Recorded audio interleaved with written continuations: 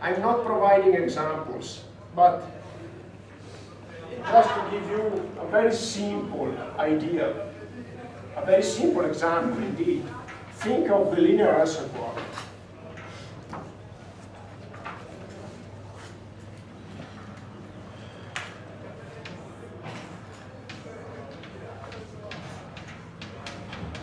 You may remember how it works. We have rainfall into a tank, net rainfall, and an outflow from the tank and a corresponding storage. And this is linear.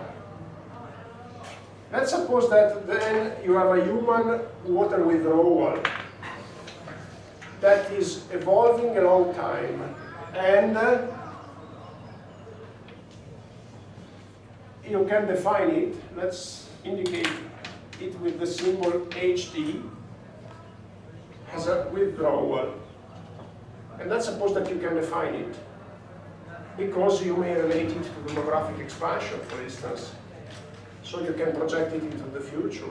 Then it's very easy from the linear reservoir to introduce this source term, which is indeed a depletion term in this case,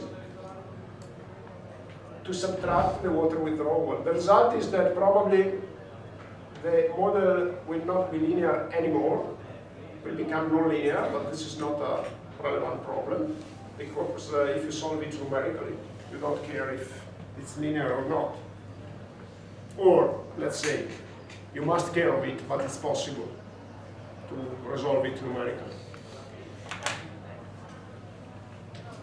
Several other examples can be made: river diversion, river damming. You can introduce terms in the balance and momentum equation. In the past 5 years, this method, which has been and still is widely used, has been questioned because it was noticed that it doesn't take into account the feedback in the opposite direction. So there is one action from human to hydrology that is considered, but the feedback of hydrology to humans is not considered. So basically, you first define the human action, and then you resolve the hydrological model. You are not considering in this way that the output from the hydrological model may condition the human action, therefore originating a feedback.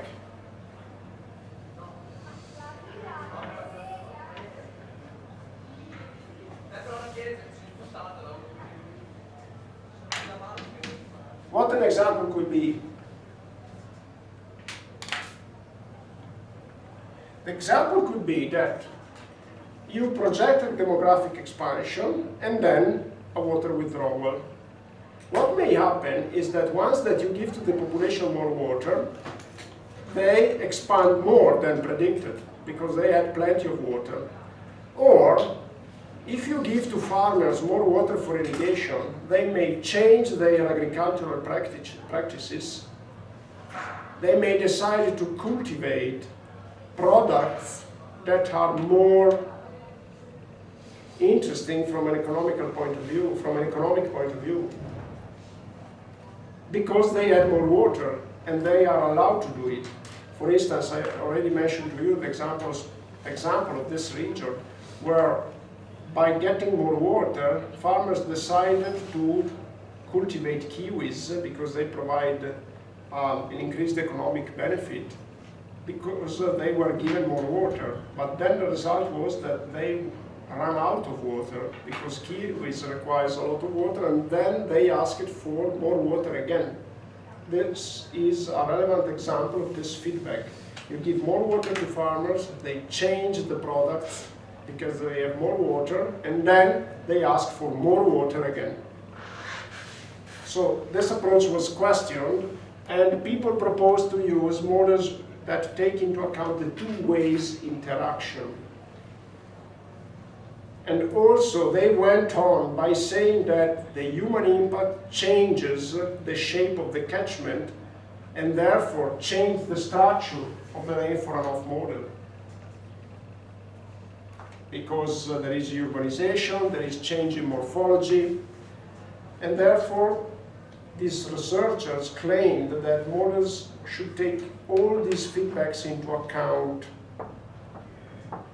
But actually, what they realized is that uncertainty increases a lot, because introducing additional feedbacks means introducing complexity into the model, means introducing more parameters, and therefore uncertainty increases and the width of the confidence bands increases, and you end up with oversizing in engineering. So again, the starting idea is that you take into account all the complexities of the system by taking into account feedbacks, but a more complex model involves more parameters, involves more uncertainty, confidence bands widen, and therefore you end up in oversizing. And from here, a strong debate started, like saying, for technical purposes, we need simple models. We don't need to take into account everything. We just need to take into account what is relevant. So this is why I always stress, keep priorities clear into your mind.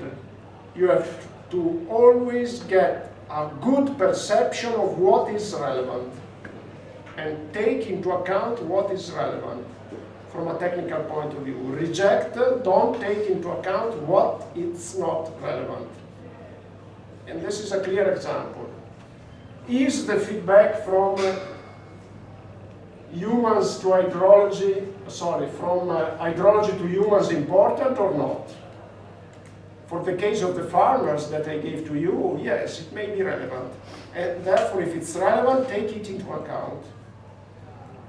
Is the change in the morphology of the catchment relevant? Probably not. If it's not relevant, just forget it. You have to be aware of it, but just forget it. Priorities are always important, along with a full perception of what uncertainty means.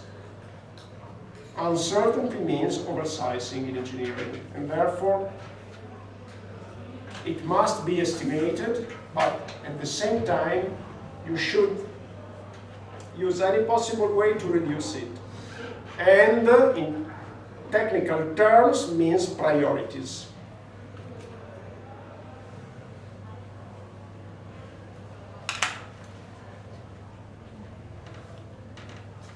Everything is described here, and please read it. The discussion is probably more detailed, but it's